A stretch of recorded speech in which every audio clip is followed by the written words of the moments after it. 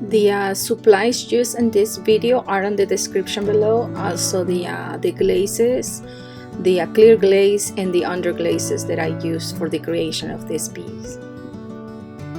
I got this chamois, which is a nice small piece suit to for my pottery projects. It is really versatile and handy.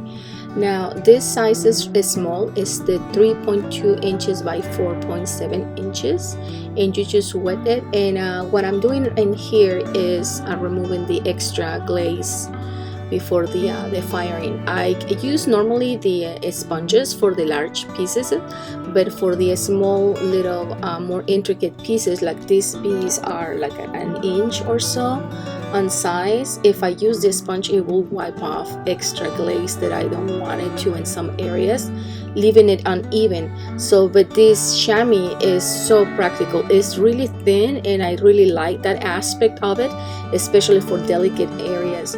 You just wet it and you can rinse it up after every use.